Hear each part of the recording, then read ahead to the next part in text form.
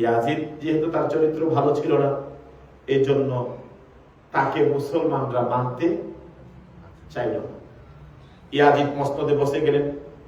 তখন এই যে কুফার গভর্নর ছিল সেই যুগে, গভর্নর ছিল নুমান ইবনে বশির, কুফার গভর্নর। ইয়াজিদ তখন প্রেসিডেন্ট।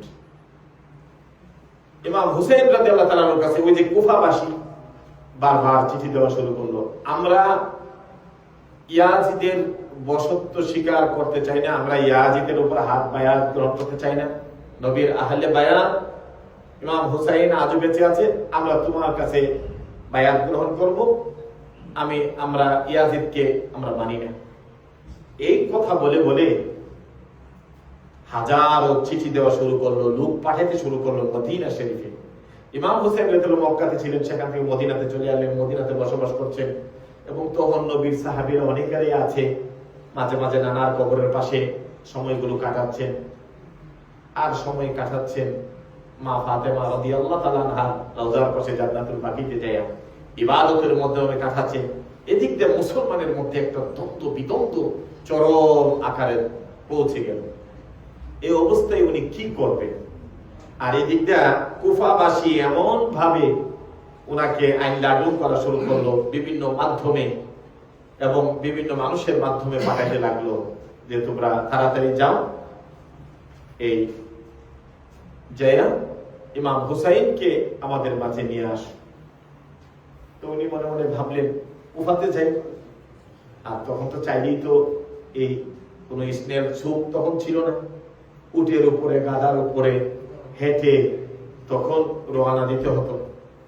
ওই মদিনা শরীফ থেকে 19 জন হলো ওনার স্ত্রী, বাচ্চা, শিশু, আর প্রায় 50 জন 52 জন, অর্থাৎ 72 জনের একটা কাফেলা উনি বললেন। এমনিতে দেখেন কোন পীর মাশায়েখ আলেম ওলামা যদি দেখেন যে কোথাও সফর করে, ওনার সাথে অনেক সফর সঙ্গী নিয়ে যায়। তো উনি 72 জনের একটা কাফেলা মতান্তরে 70 জন এরকম ভাবে একটা কাফেলা নিয়ে, ছোট ছোট বাচ্চা, শিশু, মহিলা নিয়ে উনি মদিনা শরীফ থেকে উনি রওনা হয়ে যাবেন। হওয়ার আগে আমি এই ঘটনাটা বারবার বলছি, তারপরে মুহররম বিদা হরণ করতে হয়। ইমাম হুসাইন রাদিয়াল্লাহু চলে যাবেন, সেই মুহূর্তে আল্লাহর নবীর রওজার পাশে চলে গেলেন, যাইয়া নবীজির রওজার পাশে সালাম দিলেন। আর সেখান থেকে সালাম দিয়ে উনি কুফার উদ্দেশ্যে রওনা হবেন। সেখানে কিছু সময় ওনার চোখ লেগে গেল। লাগার পরে উনি এই অবস্থায় একটা তন্দ্রা চলে আসলো।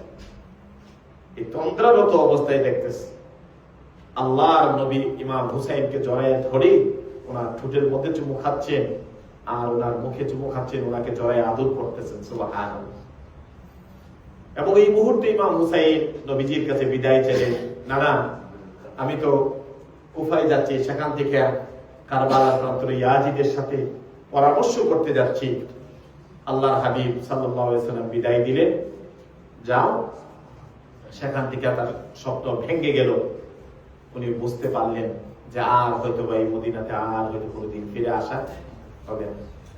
সেখান থেকে একটু সামনে চলে গেলেন, বাবে রহমত দিয়ে জান্নাতুল বাকিতে মার কবরের পাশে হযরত ফাতেমা রাদিয়াল্লাহু তাআলা আনহা ওনার কবরের পাশে দাঁড়িয়ে গেলেন। দাঁড়ায়া সালাম দিলেন, মার কবরের পাশে চোখের পানিগুলো ছেড়ে দোয়া করলেন, আর বললেন আমি তো কুফা দিকে রওনা হচ্ছি, মাগো আমাকে তুমি বিদায় দিয়ে দাও। ওনার চক্ষু কাঁদতে কাঁদতে বিদায় চেয়ে উনি মার কবরটা ধরে কিছু সময় তন্দ্রায় চলে গেলেন। এই অবস্থায় হল ফাতেমা রাদিয়াল্লাহু তাআলা আনহা ওনাকে এই তন্দ্রার অবস্থায় মায়ের সাথে একটা জিয়ারত হয়ে গেল, এবং মা সন্তানকে জড়িয়ে ধরে কেঁদে বললেন, যাও সন্তান, আমি তোমাকে বিদায় দিচ্ছি, কারবালার প্রান্তরে তোমার নানার দিনকে বিজয় করার জন্য যাও। ওনার তন্দ্রা ভেঙে গেল। উনি আর বুঝতে বাকি থাকলো না আমার হয়তো বা আর মার কবরের পাশে আর আসা হবে না। সেখান থেকে উনি রওনা হয়ে চলে গেলেন 72 জনের একটা কাফেলা নিয়ে মদিনা শরীফ থেকে রওনা দিলেন কুফার উদ্দেশ্যে। কারবালা না, কুফার উদ্দেশ্যে রওনা দিলেন। উনি চলে গেলেন কুফাতে। এদিক দিয়ে যখন রওনা হয়ে গেলেন, এই খবর চলে গেল ইয়াজিদের কাছে। ইয়াজিদ যখন খবর পাইল যে হযরতে হুসাইন রাদিয়াল্লাহু তাআলা আনহু উনি ওনার কাফেলা নিয়ে রওনা হয়ে কুফাতে আসতেছে, তো ৭২ জন শিশু বাচ্চা, না তাদের কাছে যুদ্ধের কোন অস্ত্র, কয়েকটা ঘোড়া। আর তখন মদিনা শরীফ, মক্কা শরীফের আরবিদের এখনো দেখবেন তারা কোথাও গেলে তাদের পকেটের সাইডে একটা কি থাকে, একটা তলোয়ার থাকে। এটা আরবিদের, এটা একটা তাদের কালচার।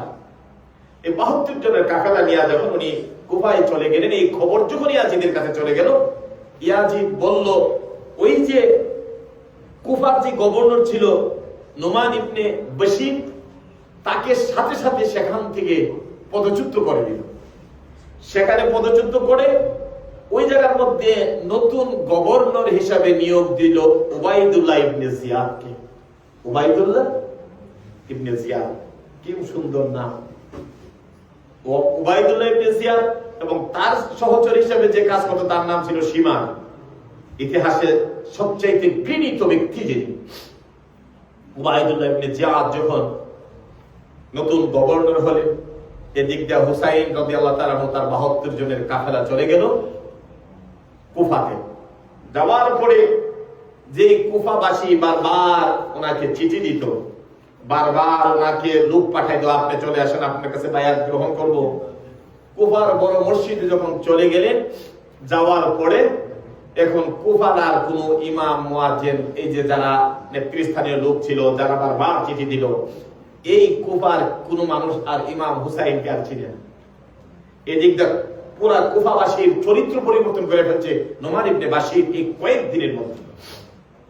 ইমাম হুসাইন কোথায় আসলাম, আজকে এই জায়গার মধ্যে আসলাম, আসার পরে অথচ এই মানুষগুলো আমাকে বারবার দাওয়াত দিল, বারবার আমাকে বলল আমার কাছে বায়াত গ্রহণ করবে, ইয়াজিদের কাছে হবে না।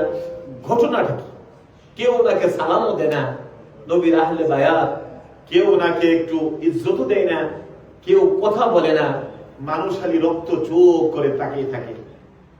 তখন উনি কিছু কথা বলছিলেন, এই কথাগুলো বিভিন্ন ছন্দে, বিভিন্ন ভাষায় এই কথাগুলো আছে।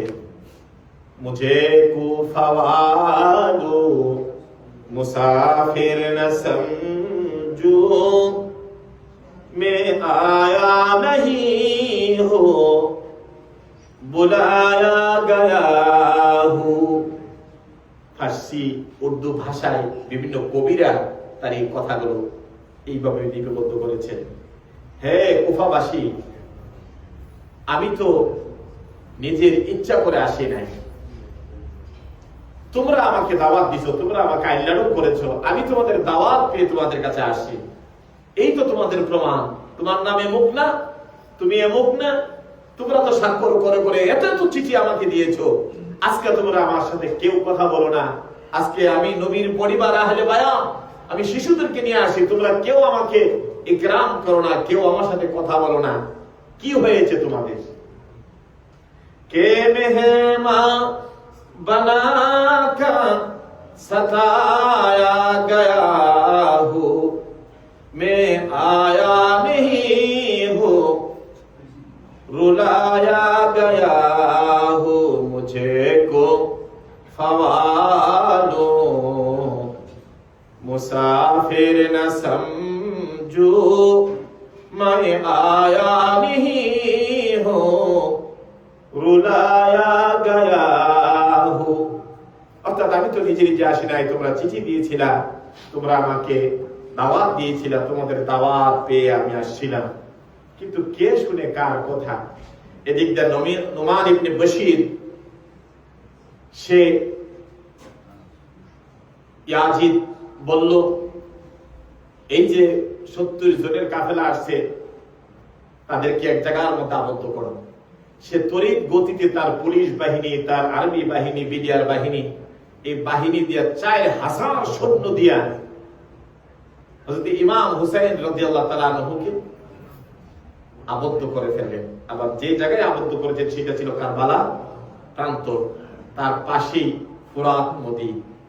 সেখানে হযরত এই 72 জনের কাফেলাকে মরুময় প্রান্তরের মধ্যে আবদ্ধ করে ফেললেন।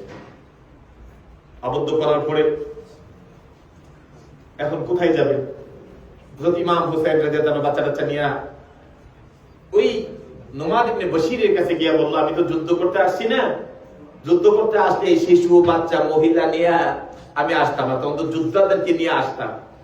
আমি আসি তোমাদের সাথে তোমাদের দাওয়াত পেয়ে সাক্ষাৎ করার জন্য, আমাকে আবার তোমরা আমি আমার জায়গাতে যেতে দাও, আমি মদিনাতে যেন আমি যেতে পারি চাই। নোমান ইবনে বশির তার 4000 সৈন্য দিয়ে কারবালার প্রান্তরের চতুর্দিক দিয়ে তাদেরকে আটক করে ফেললো, শিশু বাচ্চাগুলোকে আটক করে ফেললো। কারবালার প্রান্তরে তাবু ফেরানো হলো, তাবুর ভিতরে পানিগুলো শুকিয়ে গেল, পানি না। সন্তানগুলো পানির জন্য চিৎকার করা শুরু করলো। এইভাবে কারবালার প্রান্তরের কয়েকদিন পর্যন্ত, প্রথম মহরম থেকে ধরে 10ম মহরম পর্যন্ত 9 তারিখ পর্যন্ত প্রচন্ড ভাবে তাদের উপর বিভিন্ন ভাবে ফোরাত নদীর পানি বন্ধ করে দিল। চতুর্দিক দিয়ে একদিন পর একদিন এইভাবে তাদের উপর অত্যাচার শুরু করে দিল। তাবুগুলোর ভিতরে মহিলাগুলো, শিশু বাচ্চাগুলো, নারীগুলো পানি ছাড়া তাদের ক্ষুধার্ত অবস্থায় দিন অতিবাহিত হওয়া শুরু করলো। এমন মুহূর্তে তারা অসহায় হয়ে গেল। হযরতে হুসাইন রাদিয়াল্লাহু তাআলা আনহু গিয়ে বললেন, রে নোমান ইবনে বশির, আমি 70 জনের এই ছোট কাফেলাগুলো নিয়ে আমি যুদ্ধ করতে আসি নাই, আমি আসছিলাম, তোমরা হাজার হাজার চিঠি আমাকে দিয়েছিলাম, তোমরা আমাকে দাওয়াত দিয়েছিলাম, আমি দাওয়াত পেয়ে আমি তোমাদের কাছে এসেছিলাম, কিন্তু আমি তোমাদের অবস্থা বুঝতে পেরেছি। যারা মেহমানকে দাওয়াত করে এনে মেহমানের সাথে কথা বলে না, সুন্দর ব্যবহার করে না, এই জাতির কাছে আমি আর থাকতে চাই না। আমি নবীর পরিবার, আমি নবীর আহার, আমার নানা, আমার মা হলো জান্নাতের মহিলাদের সর্দার খাতুনে জান্নাত ফাতেমা রাদিয়াল্লাহু তাআলা আনহা, আমার নানা হলো সাইয়্যিদুন নবী, সমস্ত নবীদের সর্দার মুহাম্মদ রাসূলুল্লাহ সাল্লাল্লাহু আলাইহি সাল্লাম। আল্লাহর নবী বলেছে, আমার নানা বলেছে, আমরা আমার দুই ভাই হাসান হুসাইন যুবকদের সর্দার। আমার বাবা আসাদুল্লাহিল গালিব, কাফেরদের বিরুদ্ধে যিনি বাঘ হয়ে যুদ্ধ করেছে, আমার বাবা আলী, আমি তাদের সন্তান, তাদের আওলাদ। তোমরা আমাদের মুসলমান ভাই। আমি কারবালার প্রান্তর থেকে আমার স্ত্রী পুত্র তাদেরকে নিয়ে আমি আবার মদিনায় চলে যেতে চাই। আমার নানার কবরের পাশে বাকি জিন্দেগিতে ইবাদত করে কাটাই দিতে চাই। আমাদের মধ্যে একদল মুসলমানরাই মুনাফিকরা আমার ভাই হাসানকে বিষ পান করে শহীদ করে দিয়েছে। আজকে তোমরা কারবালার প্রান্তরে আমার বিরুদ্ধে, আমি এমন পরিবার, এমন আহলে বায়াতের মানুষ, ইমাম হাসান, আমি আমার নানার কাছে চলে যেতে চাই, আমার মার পাশে চলে যেতে চাই, আমি সেখানে বাকি জিন্দেগিটা আদায় করতে চাই, তোমরা আমার পথটা ছেড়ে দাও। ওই যে নোমান ইবনে বশির নতুন যে গভর্নর হলো কুফা, সেই কথাগুলো শুনে মনটা একটু নরম হয়ে গেল। নরম হওয়ার পরে বলল, ঠিক আছে, রাত্র যখন গভীর হবে আপনি আপনার কাফেলা নিয়ে চলে যাবেন, আপনাকে আমি বাধা দেব না। ওই যে শয়তান আমাদের মাঝে চলে আছে, ওই যে সীমার যে সেনা নোমান ইবনে বশিরকে বলল, এমন সুযোগ যদি তুমি হাত ছাড়া করে দাও আর জীবনে কোনোদিন বড় পদ পাইবা। বলে কি হলো, যে এই অবস্থায় যদি ইমাম হুসাইনকে যদি কারবালার প্রান্তরে তুমি ছেড়ে দাও, তাহলে ইয়াজিদের কাছে আর কোনোদিন তুমি বড় পোস্টের দাবি করতে পারবে না। তো বলে কি করতে হবে, যে হুসাইনকে যদি তুমি হত্যা করতে পারো, শহীদ করতে পারো, আর ইয়াজিদের কাছে যদি আমরা সেই শহীদের মাথা নিয়ে, অর্থাৎ তার মৃত্যুর পরে যদি মাথাটা যদি নিয়ে যেতে পারি, তাহলে হয়তোবা আমরা তার কাছে আমাদের তোমার পথ আগামী দিনে তুমি এবং আমরা একটা বড় পোস্ট পাবো।